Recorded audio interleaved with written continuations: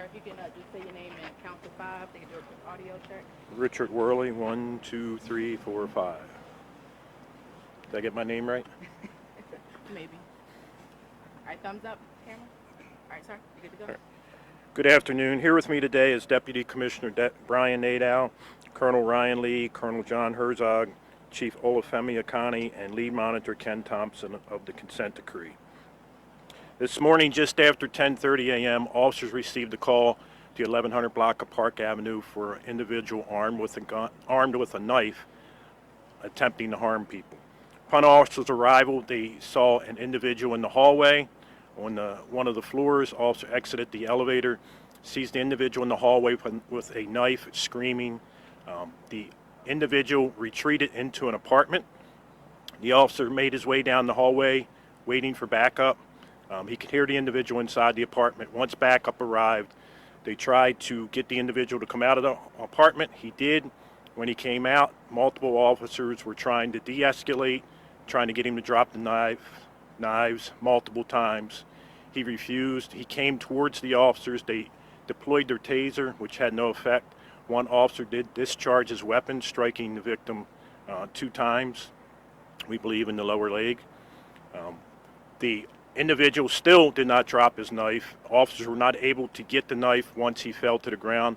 Officers retreated, used their training that they had been provided to try to de-escalate the situation for several minutes. Eventually, they were able to get the individual to drop the knife. Once he dropped the knife, officers were able to take him into custody. Medics were already on the scene right behind our officers. They were able to provide immediate medical attention. The individual was taken to a local hospital. He was still being combative as he was being transported. All of our officers did a fabulous job, used their training and expertise. The mayor viewed the body-worn camera, saw everything, and again, the officers just did a phenomenal job in a very, very chaotic situation by resorting back to their expertise and their training that they've been given. At this point, I will take any questions. We're going to start with Tommy here at 11 and work our way around. Tommy? Can you say if the ambulance had to pull over at one point due to the behavior with the victim? Yes. And then would you say this was a mental health crisis, or how would you characterize Yes, this? I would say it was. I would say once the officers got there, they realized exactly what it was. That's when they basically resorted to all their training. They tried to de-escalate the situation because at one point, the officer was at the door and he could hear the individual inside, but we weren't sure if there was another person in the apartment. When he came out, the officers tried multiple times to get the individual to drop the knife. And even after he was on the ground, we couldn't get the knife from him.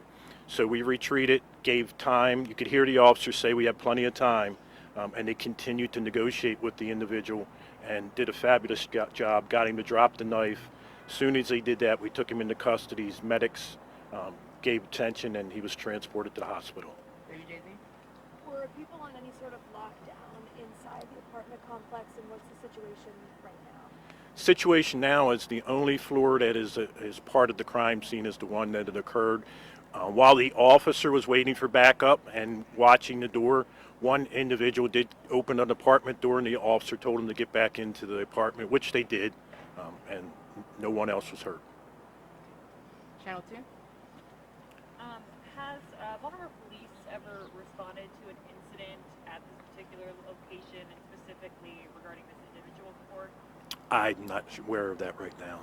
Okay. Looking into it. Yeah, we're looking into it. I don't have that information if we did. Banner? Are you able to say if this person was a resident of the building?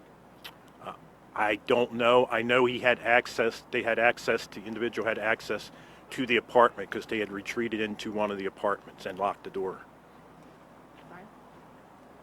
I'm sorry, I came late, so I'll need a summary afterwards. All right. Any other last follow-up questions?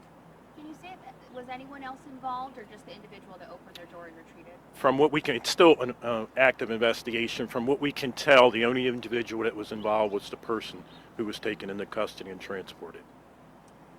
Do you have a rough time of how long this all went on for until he was finally able to? From the time we got there, maybe 10 minutes total, from beginning to end, from the time the officer got here, got to the floor.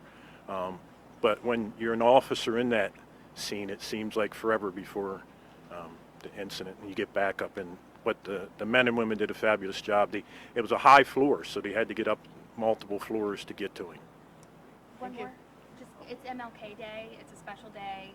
Any message you would say to the community to have an incident like this on a holiday like this? I think what it shows is that we are a different department now. In the past, this might have turned out a lot different, but our officers showed the great training that they have to de-escalate a situation. Even after the individual would come at them with a knife, they still retreated, tried to de-escalate. You can hear when we release the body worn, you'll see how great of a job the men and women did de-escalating that. It's tragic that this happened, but it could have been worse. And now the individual's at the hospital getting the proper treatment that they need. Thank you, sir. Thank you. I'm sorry.